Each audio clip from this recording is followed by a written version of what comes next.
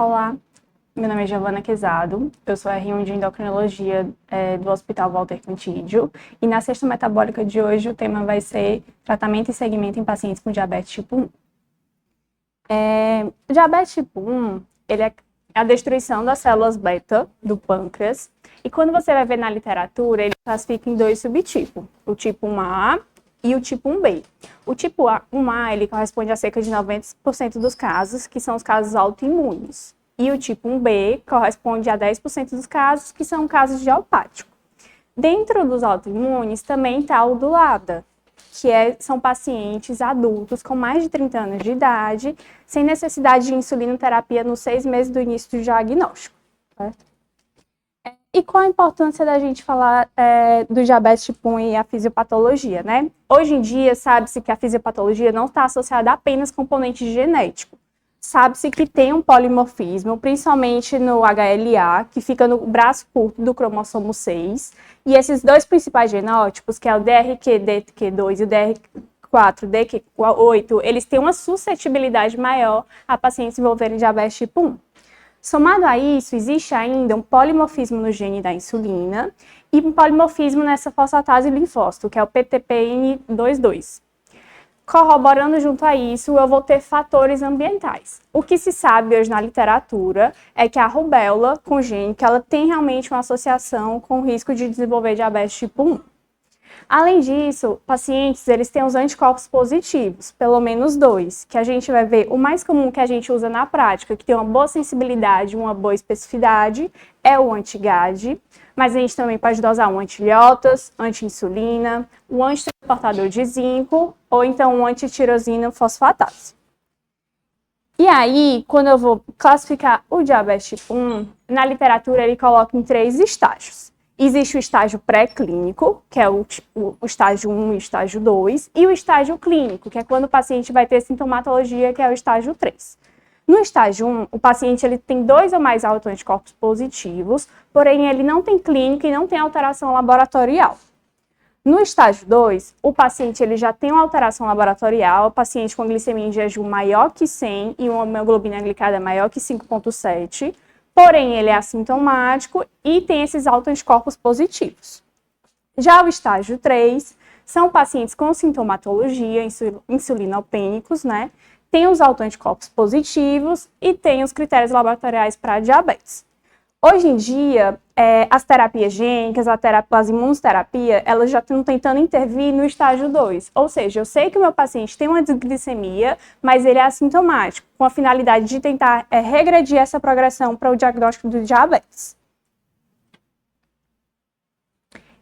Como eu falei acima dos estágios, né, que ele coloca o estágio 1, que é isso que eu falei, que o paciente é assintomático, ele só tem os 2 autoanticorpos positivos, pelo menos, e os exames laboratoriais não têm alterações.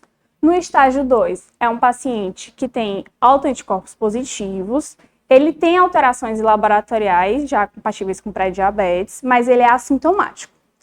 E o estágio 3 é o meu paciente com sintomatologia clínica. Aí a gente pode ver o nível ali das células beta decaindo e o peptídeo C no decorrer do diagnóstico. Então, como eu falei, né, tem um quadro clínico que o paciente pode apresentar, os sintomas de insulopenia, poliúria, polifagia, poligipsia. Pacientes podem abrir um quadro com acetoacidose diabética, ou então eu posso ver apenas exames laboratoriais alterados. Uma glicemia em jejum ao caso maior que 200 com sintomas, que eu não preciso repetir para dar o diagnóstico, uma glicemia de 2 horas maior que 200, ou desde o ano passado um TOTG de 75 em 1 hora maior ou igual que 209, uma glicemia em jejum maior que 126 e uma hemoglobina glicada maior que 6,5. Lembrando que nesses exames eu preciso pelo menos ter 2 exames alterados. Tá, então qual é o pilar no meu tratamento para o paciente com diabetes tipo 1? A primeira coisa principal é a insulinoterapia. O diagnóstico do paciente com diabetes tipo 1 é evidência nível A iniciar logo insulinoterapia. Além disso, eu preciso ter uma terapia nutricional, estimular esse paciente a praticar atividades físicas, ter um bom controle glicêmico e, principalmente, educação em saúde. Começando no tratamento, falando acerca de insulinoterapia, como é que eu vou iniciar esse tratamento? Na literatura, ele fala para iniciar a terapia bolus, basal, com a dose de cerca de 30% a 50% da basal e 50% da insulina bolus, que é para mimetizar o nosso prandial e bolus. Hoje em dia, no Brasil, a gente tem disponível alguns tipos de insulina, né? As que a gente tem mais acesso são as insulinas, a intermediária, que é a NPH, a insulina de ação rápida, que é a regular, e a gente tem outras insulinas, como a insulina de ação ultralonga, que a gente tem a glargina 300, a glargina 100, a Tresiba, que é a degluteca, e a determina. Em relação às insulinas que a gente tem ultra rápida, nós temos disponível a Asparte, as Lispro e a Glulizina. Também foi nova assim no mercado, que é a Fiasp. A Fiasp, ela é uma insulina Asparte, que ela é associada à vitamina B3 e isso faz com que o tempo de meia-vida de ação dela seja mais rápido do que a insulina Asparte isolada. E aí também temos a insulina inalada, mas que não é tão disponível no nosso meio, mas ele mostra que pode ser feito e o paciente, a única orientação que ele fala é que o paciente tem que fazer uma espirometria antes de iniciar o tratamento, segundo a SBD. Além disso, ele fala que também já existem as insulinas pré-misturadas, que são associações da insulina NPH e a regular. Existe a associação das Lispros e a insulina da NPH e da Asparte também. Mas que ele fala que para o D1 especificamente, ele não orienta. O ideal seria realmente usar insulina de ação ultra longa e insulina de ação ultra rápida. Como eu falei um pouco antes, aqui as vantagens, né, da insulina ultra longa. A degluteca, que é a Tresiba, ela tem uma meia-vida de 43 horas. Ou seja, isso possibilita o paciente aplicar apenas uma vez ao dia.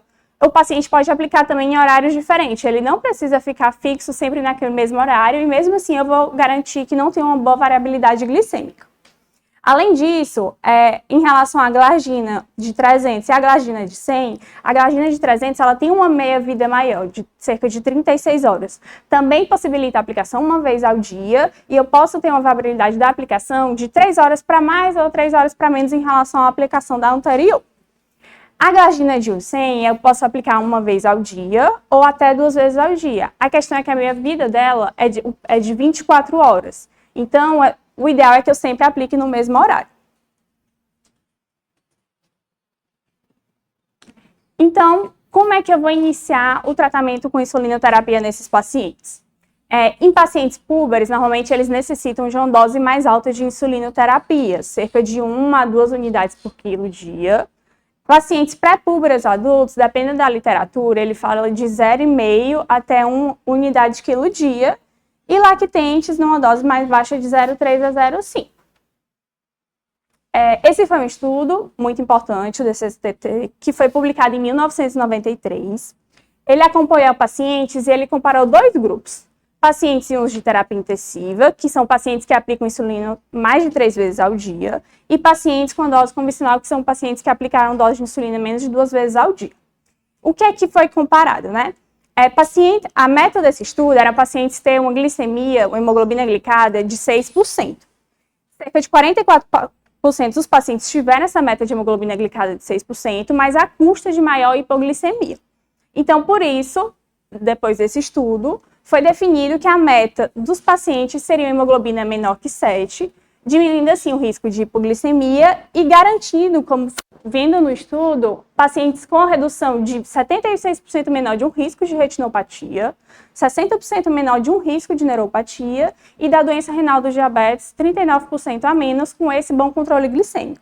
Claro, eu tenho que variar de paciente para paciente. Um idoso comprometido, a minha meta glicêmica não vai ser 7, né, a da hemoglobina glicada, eu posso 7,5, 8. Ou então, se for um adulto, rígido, com menor risco de hipoglicemia, eu também posso reduzir essa meta hemoglobina glicada para 6,5. Eu vou individualizar. Na SBD, em relação à insulinoterapia, ele coloca que sim, devem ser consideradas insulinas de ação longa em relação à insulina basal NPH, porque elas conferem uma menor variabilidade glicêmica em relação à NPH. Além disso, os análogos de ação ultralonga também, ele deve ser indicado para pacientes que têm maior risco de hipoglicemia severa. Principalmente a degluteca, que é a atreziba, em relação à glagina, ela confere um risco menor de 24 a 32% de hipoglicemia noturna nesses pacientes. Outro estudo corroborando com isso foi o estudo Edition, que comparou a aplicação diária da insulina glargina de 300 com a insulina glargina de 100. E aí foi visto que a taxa de hipoglicemia geral não foi mudada, porém esses pacientes tinham menor incidência de eventos hipoglicêmicos noturnos. Outro estudo foi o estudo BEGIN, que foi um ensaio clínico multicêntrico, que acompanhou os pacientes durante 52 semanas, comparando a degluteca com a glargina. E aí foi visto realmente que a incidência de hipoglicemia foi similar nos grupos, porém, pacientes que usavam a degluteca, eles tinham um risco também menor de 25% de hipoglicemia noturna em comparado à glargina. Em relação ao horário da aplicação da insulina, né? O que é que ele coloca? As insulinas de ação ultra rápida, elas devem ser aplicadas idealmente cerca de 15 minutos antes da refeição. Mas em alguns casos, se o paciente não tiver essa possibilidade, elas podem ser aplicadas durante a refeição, principalmente a FIASP, que é a ação de insulina ultra rápida, que ela tem um início de ação de 5 minutos, e na leitura ele coloca que mesmo aplicado 20 minutos depois do início da alimentação, o paciente ele vai ter uma boa garantia da insulina prandial. Então, eu vou iniciar a insulinoterapia no meu paciente com DM1. Qual é melhor? A monitorização intensiva dessa insulinoterapia ou uma bomba de insulina? O que é que foi visto? Pacientes que fazem um mapa glicêmico, que tem a monitorização intensiva junto com o mapa glicêmico, eles têm um efeito semelhante em pacientes que usam bomba de insulina.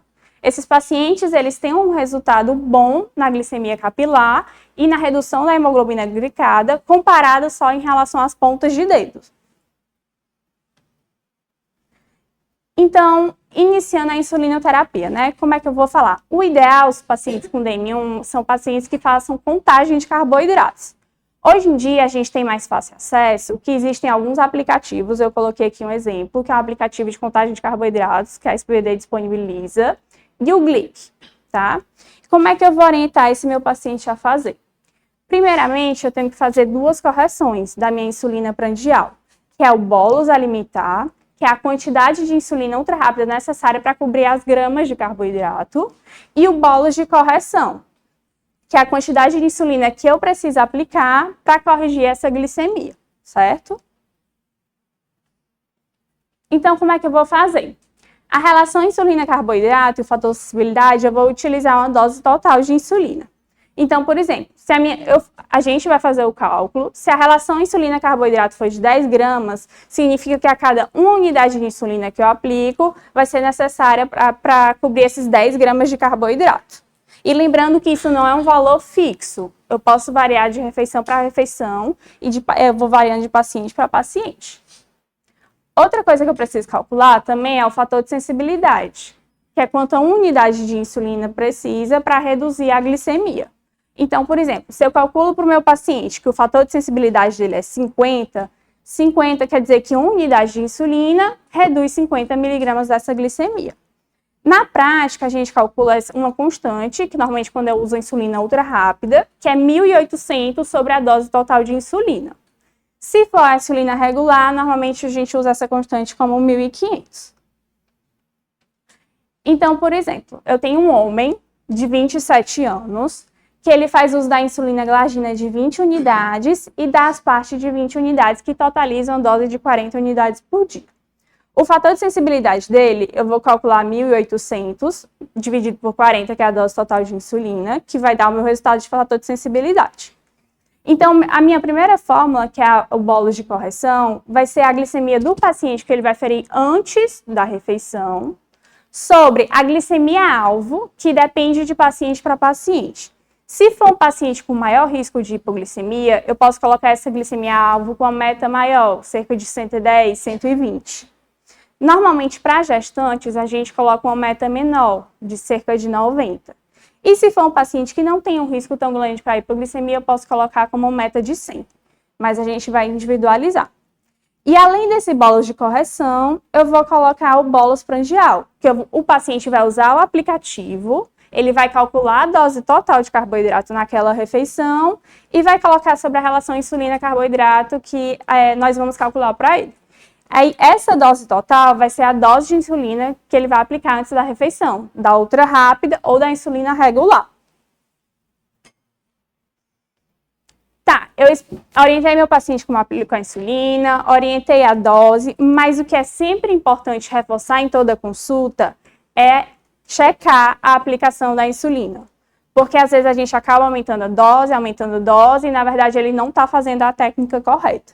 Então, sempre é importante aplicar o local onde ele aplica. Ele pode aplicar em região de abdômen, evitando a região periumbilical. Aplicar em região externa da coxa. Ele pode aplicar no quadrante superior externo de nádegas e na região aqui posterior do braço, tá? Sempre orientando também rodízio de aplicações para evitar lipodistrofias. Orientar acerca do armazenamento e transporte de insulina e acerca da aplicação da dose e também é importante orientar acerca da troca das agulhas.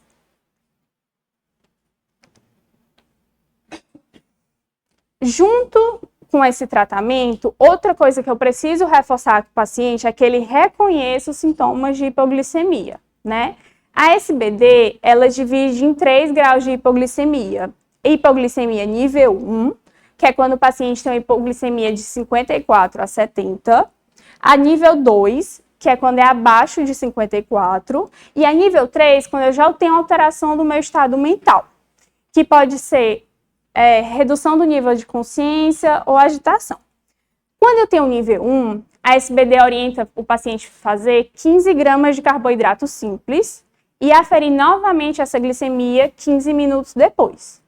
Se persistir com essa alteração, ele orienta a fazer mais 15 gramas de carboidrato. Já se estiver no nível 2, ele já orienta a fazer 30 gramas de carboidrato simples e aferir normalmente depois de 15 minutos. Agora, se o paciente estiver com a hipoglicemia nível 3, com alteração do estado de consciência, o ideal realmente é que ele procure a emergência médica. Se ele estiver disponível o aporte da glucagon, ele pode ser usado e ele orienta também que os familiares, além do paciente, saibam como aplicar o glucagon.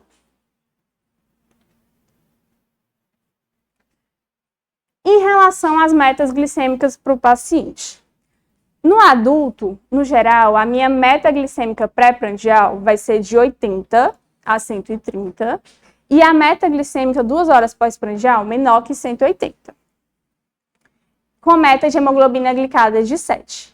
Lembrando, hoje em dia, além da hemoglobina glicada, é importante eu saber a variabilidade de coeficiente glicêmico e olhar também se esse paciente ele está dentro da meta-alvo, que a gente vai ver um pouco mais à frente.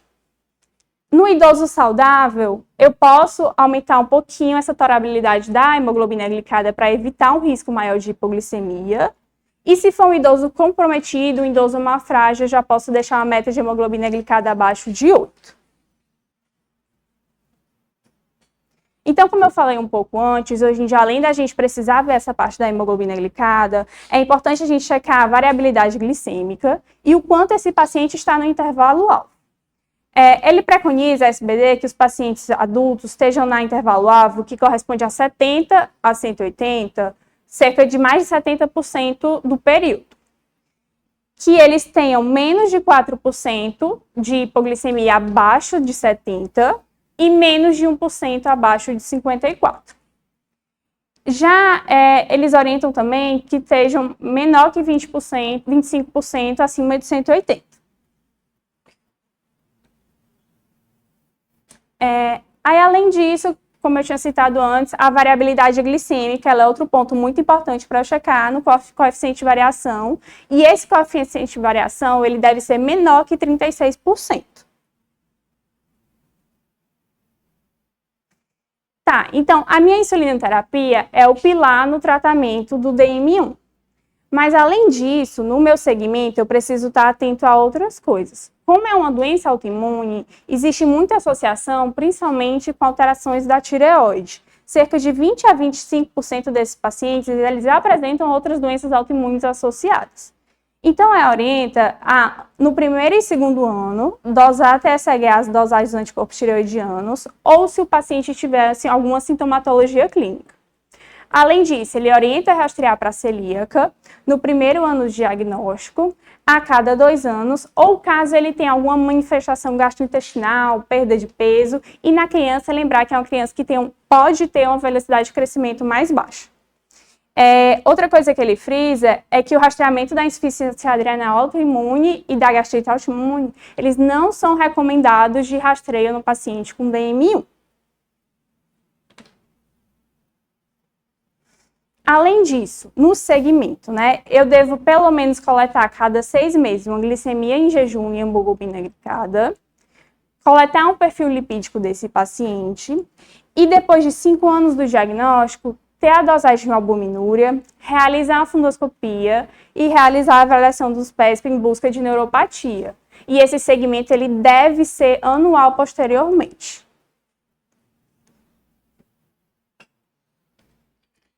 Bom, além da insulinoterapia, que é o pilar do tratamento da diabetes tipo 1, existem outros estudos que foram para ver drogas adjuvantes no tratamento para diabetes tipo 1. Então, a metformina, o primeiro estudo foi em 1990, em que ele tinha investigado uma redução de 25% da dose de insulina diária quando associada à metformina. Foi feito em pacientes com DMI-1 e sobrepeso, foi um estudo randomizado, duplo cego, com melhora do controle glicêmico, sem aumentar a frequência da hipoglicemia e diminuir em 17% a dose da insulina total. Posteriormente, foi feito um estudo com análogo de amilina, que no caso é a pranlitide. O pranlitide é secretado em conjunto com a insulina pelas células beta-pancreáticas. Ele possui um efeito sacietógeno, ele diminui o esvaziamento gástrico e diminui a secreção de glucagon. Foi um estudo multicêntrico, duplo cego, que foi realizado em 651 pacientes portadores de DMI-1. Foi feito na dose de 600 mg, nas 3 refeições ao dia, e foi vista uma redução de hemoglobina glicada em 0,3%. Só que, como principal efeito colateral, os pacientes apresentavam muitas náuseas, alguns pacientes apresentavam vômitos, e eles tiveram um risco maior de hipoglicemia grave. Outro estudo, que foi publicado no New England, em 2023, foi com a semaglutida. Foi realizado com 10 pacientes com DMI-1 que tiveram diagnóstico nos últimos 3 a 6 meses.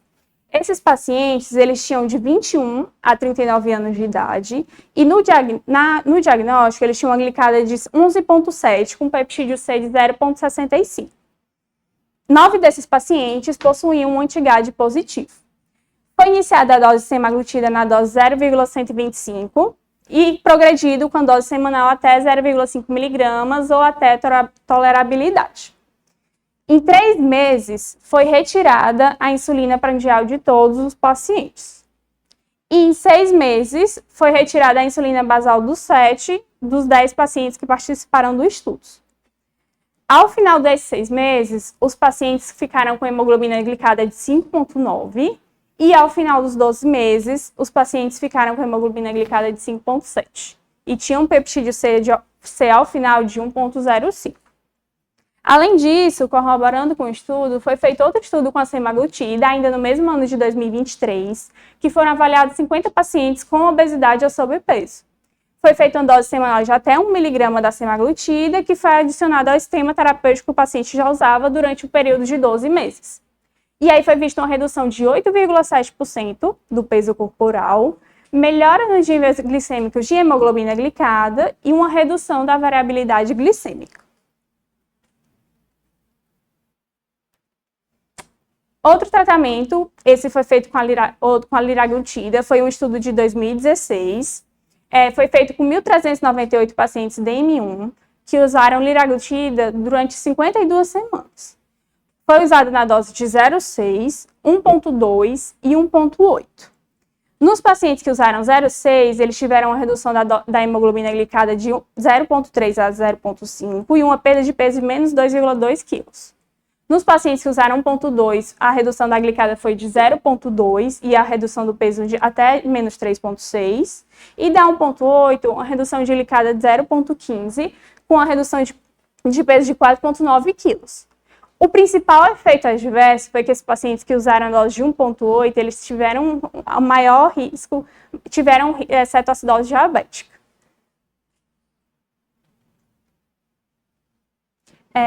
Aqui foi um estudo apresentado no Congresso ano passado, da ADA, em 2024, com o uso da dapaglifosina. Foi um ensaio clínico duplo cego, que avaliou 98 pacientes com DM1, com a idade média de 16 anos de idade, e com diagnóstico há 16 semanas. Esses pacientes, eles não tinham nefropatia diabética, eles tinham hiperfiltração renal. Que foi visto que durante essas 16 semanas teve uma melhora dessa hiperfiltração renal e teve uma redução da glicada de 0,48%.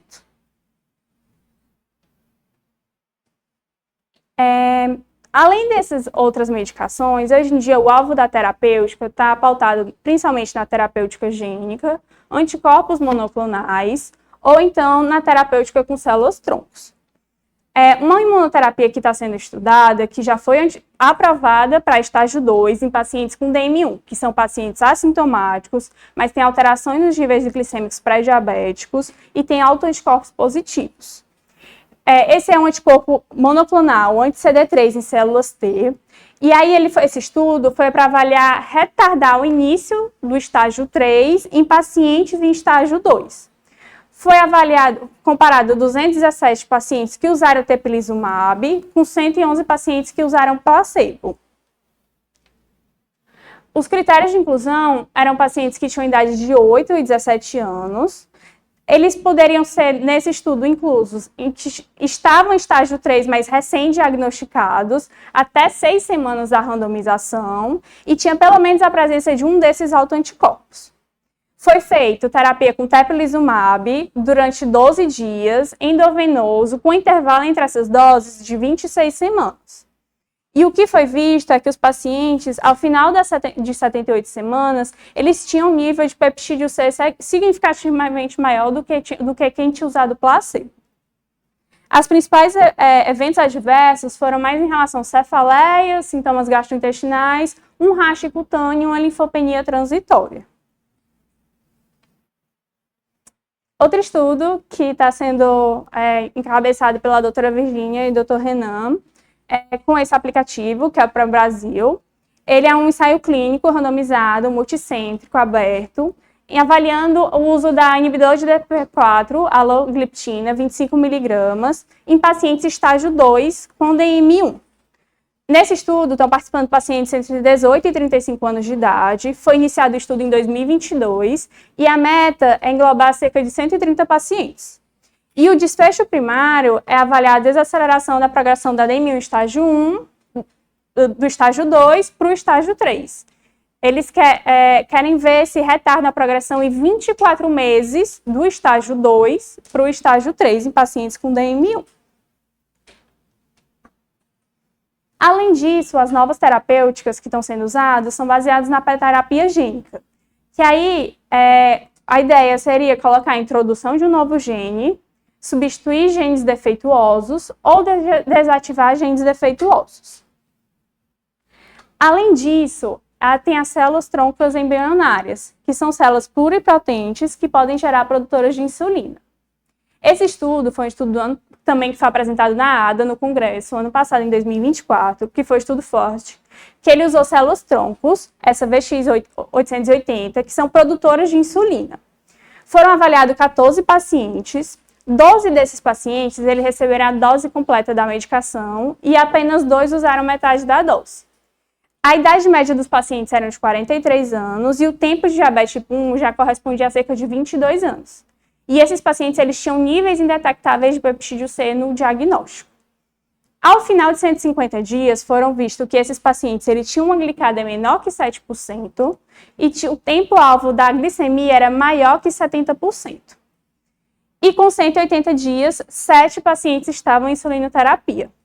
Porém, durante o estudo, foi interrompido porque um paciente faleceu por meningite criptococa e outro paciente faleceu secundária a outras complicações neurológicas. porém foram estudados e vistos que não teria relação com o uso de células-troncos. Então, o estudo foi retomado e cerca de 3 pacientes ainda estão em seguimento já há 1 ano sem uso de insulinoterapia. A outra medicação que vem sendo estudada é o inibidor de JAK2, que é o baricitinib. É um estudo que está em fase 2, com 91 pacientes com DM1, que foram diagnosticados nos últimos 100 dias. A terapêutica que está sendo usada é o baricitinib oral, de 4 mg, durante 48 semanas. E aí foi visto pacientes que usavam baricitinib, na semana 48, o peptídeo C estava de 0,65, comparado ao placebo, que estava de 0,43. E a dose de insulina foi menor do que comparada à terapia que estava no placebo. Pacientes que estavam usando baricitinib estavam usando a dose de 0,41 unidades quilo de insulina dia, enquanto o placebo estava usando 0,52. Além dessas terapias adjuvantes, outra proposta que tem hoje, também são as terapias cirúrgicas, né? Então, hoje em dia tem o transplante de pâncreas, tem o transplante de pâncreas rim, e existe também um transplante de ilhotas. O transplante de pâncreas, normalmente, quando ele é feito, ele é recomendado para pacientes abaixo de 50 anos, que tenham um IMC menor que 30, sem doença arterial coronariana, e reduz o risco de... só o transplante de pâncreas reduz o risco de perda de precoce do enxerto em 10%. Quando é que eu vou indicar esse transplante de pâncreas? Quando o meu paciente tem complicações metabólicas agudas, graves e frequentes, uma hipoglicemia, uma hiperglicemia resistente, uma cetoacidose. E também deve ser indicado quando o paciente falha no tratamento à insulina e eles têm problemas emocionais que não permitem o uso da insulinoterapia. Já o transplante de pâncreas rins, ele é a terapia padrão ouro em pacientes que têm DM1 e pacientes que têm doença renal crônica renal associada. Ele considera a doença renal crônica associada quando o paciente tem um clearance menor que 60%. Já para poder fazer o 30% para fazer o transplante. E a outra terapia, que é a terapia que vem sendo estudada, que é o transplante de ilhotas. Ele é indicado mais para pacientes que têm uma variabilidade glicêmica maior, eles têm nível de hipoglicemia nível 3 frequente, apesar da terapêutica medicamentosa ideal. São pacientes que eu posso indicar terapia, são pacientes idosos e com doença arterial coronariana, e cerca de 50% dos pacientes que fizeram essa terapia com transplante de ilhotas, eles não necessitaram de insulinoterapia nos 5 anos consecutivos.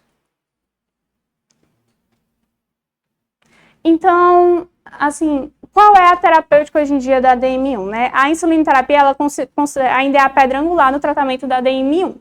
Mas associado a isso, está sendo investigadas terapias gênicas, terapias imunológicas, imunoterapias que eu posso corroborar no tratamento adjuvante e para esse meu paciente. No artigo, ele cita que o ideal dessas terapias é a terapia certa, para o paciente certo, no momento certo. Então, eu vou individualizar para cada paciente, detectar o gene que tem específico naquele paciente para usar a melhor terapêutica para ele.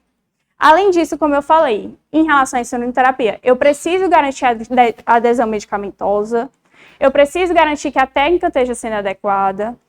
Além disso, a atividade física também é um pilar no tratamento do diabetes tipo 1, assim como a educação no diabetes e a terapia nutricional também.